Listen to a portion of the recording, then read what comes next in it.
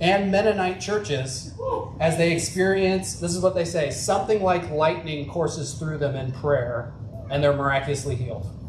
Mennonites and Lutherans. Look at that. In the Congo, Dr. Keener records this story. Shelley, a missionary, was preaching in another village where there were no Christians. A commotion, as she was preaching, a commotion started in the back, but she continued preaching until she discovered that in the back, a teenage girl had started to hear for the very first time. The girl's mother brought her forward and began to testify that her daughter had begun to hear, and while they were testifying, the blind right eye of a woman to Shelley's left was suddenly healed. Shelley announced that God was healing people and instructed them to bring all of the sick to her. And in response, they brought a paralyzed woman on a mat. The woman then got up and began to dance. None of these people, Shelley emphasized, were yet Christians, although before the night was over, some 500 of them committed themselves to become followers of Christ, and a church was started the next day. Yeah, no kidding. Presumably, the locals who knew those who were cured believed that something dramatic had happened, right? And the probability, and this is what Keener says, the probability of an alternative explanation seems abysmally low. Would a village, though already committed to their own animistic religion, fake all these healings and then contribute so many members to a permanent new church just to make Christians feel better? It's a good question. There are reports from Cuba, the Caribbean, Mexico, Colombia, Ecuador, Chile. In Alliance Life magazine, which is our Alliance magazine, there's a story in there right now, this month, of a evangelist in Cambodia whose name is Kong, who, according to my friend who wrote the story and did the interviews, was one of the worst human beings you had ever met. He was an alcoholic, he beat his wife, he did horrific things. And one day while he was working in a factory, he fell into this kiln. I'm going to say something graphic, so I apologize. But his eye popped out when he fell. And he's just holding it like this. And the people are like, what do we do? The hospital's like 30 miles away, but there was a church right next door, a Christian and Missionary Alliance church. And they go, let's take him to the church and maybe they can help. So they bring him over, they prayed for him, they stuck it back in, and he was totally healed. He was fine. His eye worked great.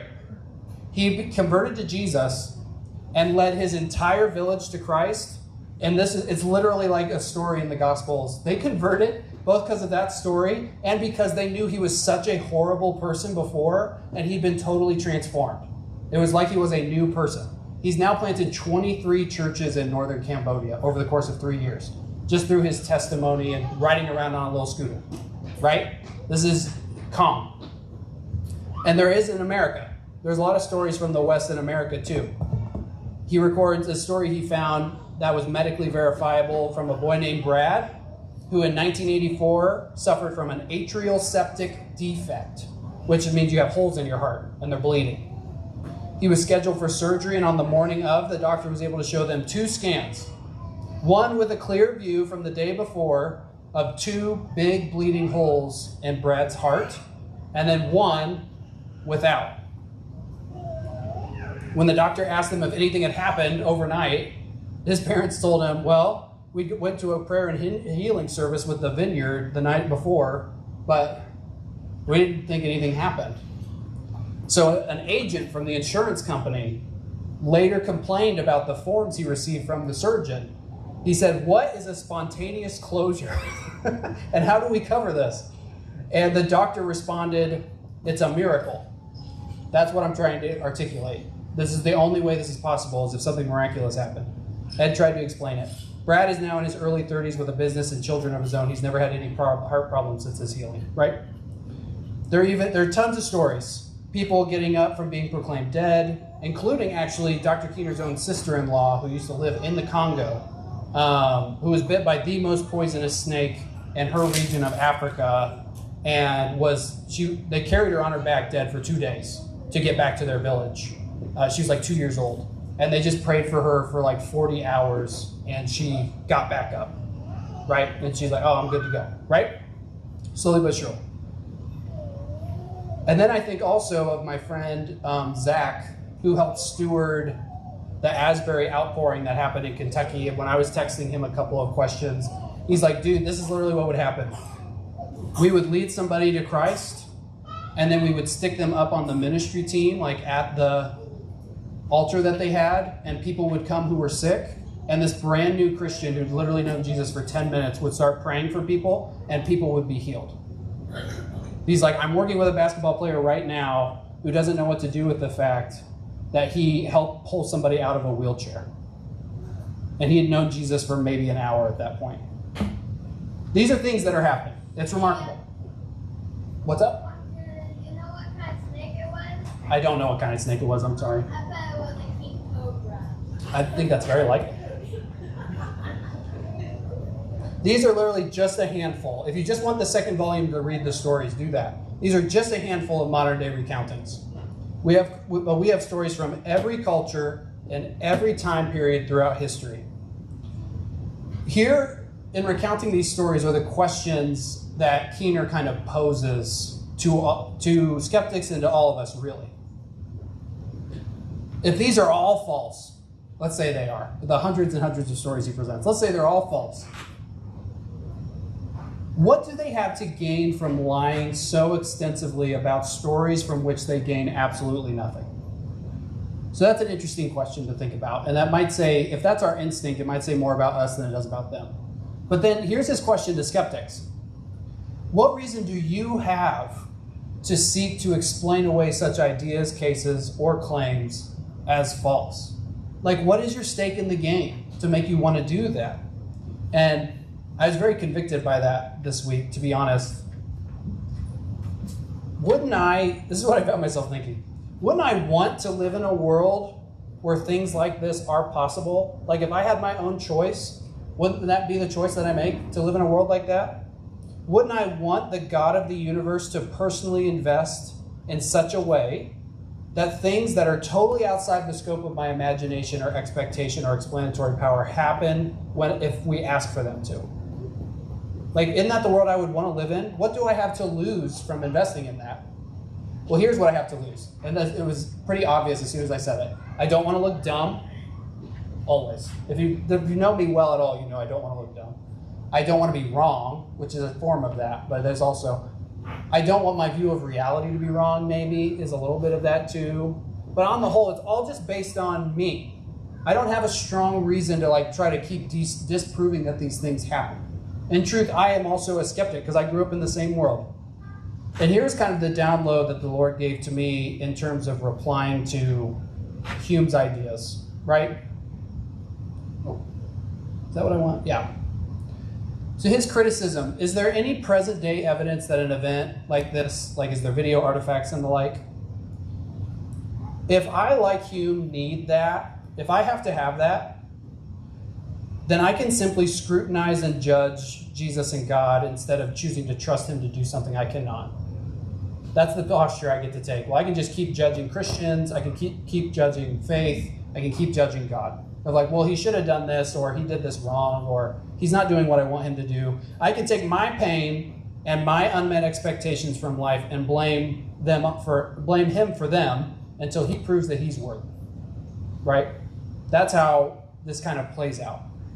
And we've seen this reaction all throughout our culture and all throughout the Gospels, and reaction from people when Jesus asks them to make a commitment they're not willing to make. Right? That's the truth of it. The reality is, and here's where we have to start being rewired. Jesus is the perfect judge. That's what he told us. He gets to exercise judgment as he chooses. And he asks us to lean into trust, even in things we don't understand and don't have perfect evidence for yet. That's his request of us. And he does it kindly. That trust is built through walking with him in the resulting difficulties. And so, if you want to do your life on your own and your own resources and make it all happen at your pace and your speed, then it's going to be really easy to be like, well, I don't know, I really don't want Jesus to do anything miraculous because that would kind of stress me out. This is the life that I want, right? If, like Hume, we only accept the most simple explanations for things, then you know what I don't have to do? I don't have to wrestle with nuanced answers to my questions or answers to my questions that I don't like, right?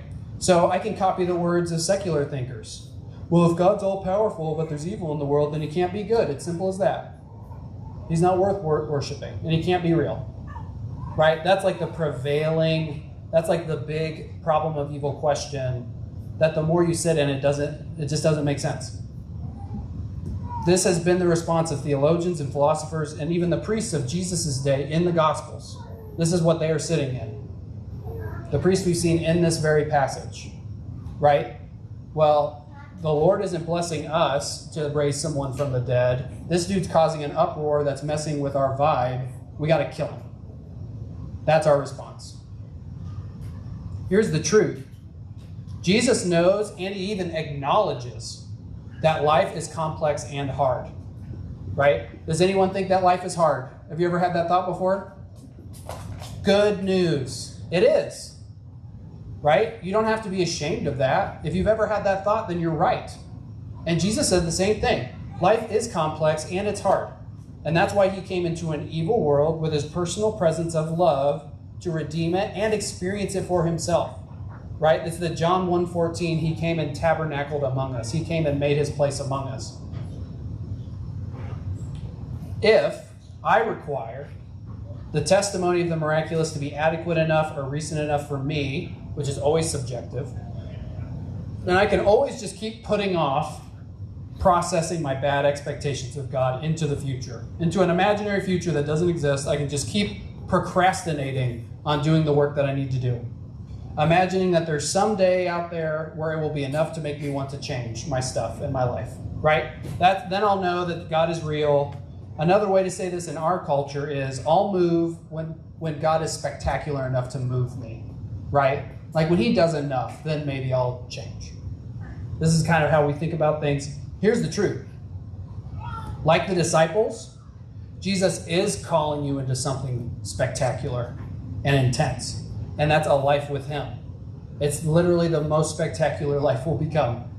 And the call for constant spectacle, or greater and greater and greater and greater and greater means of evidence is a sickness. It is. It is a sickness to your soul that is keeping you from the only life you will ever have. This one.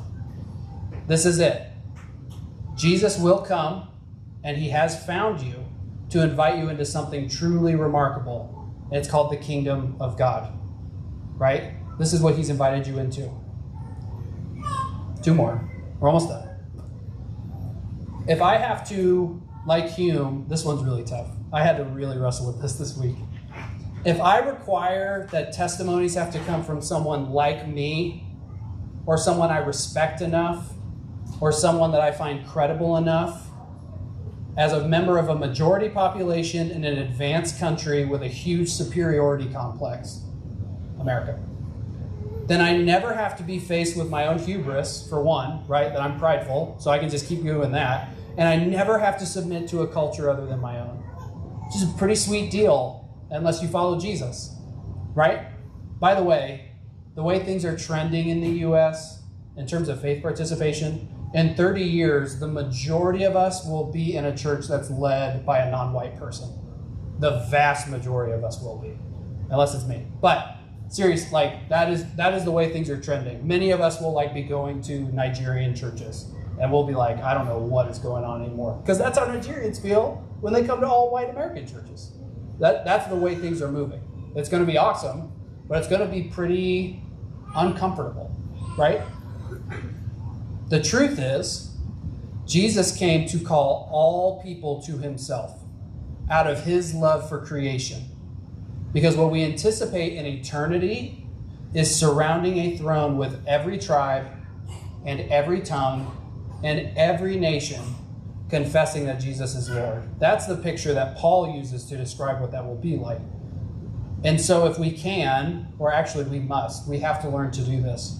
If we must learn from another and more faithful cultures, if we're being honest, like more faithful to the teaching of Jesus about how to follow him, what do we have to lose?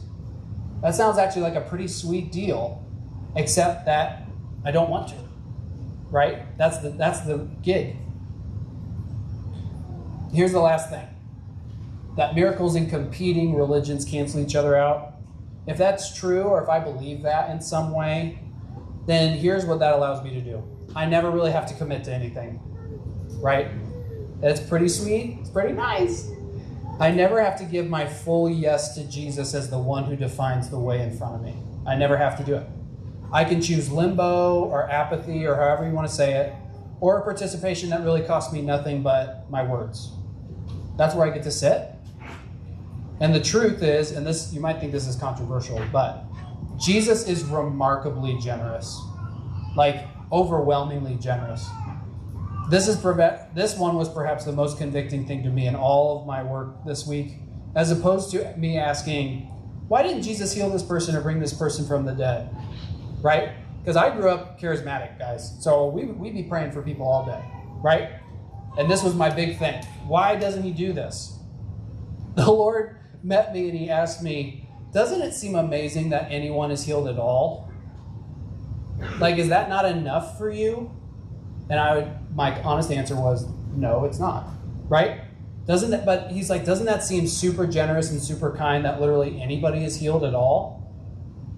Because it doesn't have to be that way, but I choose for it to be that way. And I'm like, oh. For me, it's just another layer of my entitlement, telling God how he should work because it's what I want. And so if Jesus chooses to heal people who are atheist or Hindu or animistic or Muslim or whatever, is that not the kind of God we would want to worship? Like, isn't that a good thing? Didn't Jesus tell us that the Father sends rain on the just and the unjust as an overflow of agape love?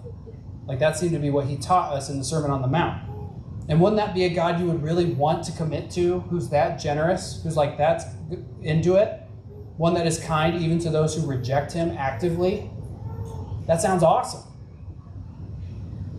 That seems like a really good way to pursue a relationship with us. That's what it seems like. And it sounds like how Jesus treated people when they really needed him. Right? So Hume's ideas are indeed baked into our worldview. That's nothing compared to the power of the Spirit to transform us. Right? And that's what he's doing. It's in every disciple of Jesus, the Spirit of God, on account of his work. And if it's true that we've been asked to walk alongside Jesus, to do the very same things that he did on a regular basis, and that he was known for doing, we can then guarantee that we will see the miraculous in our lifetimes. Hey, buddy. We can guarantee it. If we have eyes to see it, for one, and we have the courage to pursue it. That's probably the harder part, right? If we can lean into the generous love of the Father who wants to pour it out when we ask for them, if we can humbly sit before him with open hands and confess, hey, life is way too much for me right now, or this event is way too much. I don't know how to deal with it. I can't make it happen. I can't fix this. Only you can fix it. I can't do it. Will you please do something? That seems like prayer, right? That seems like that's how the miraculous happens, and then we will see it happen. That's my belief. So we're going to sit briefly in a time of response. I'm actually going to jump past this. Sorry. I'd love to just invite us into a quick posture of prayer as we close up. I know there's a lot of things happening and there's a lot of realities that are at play.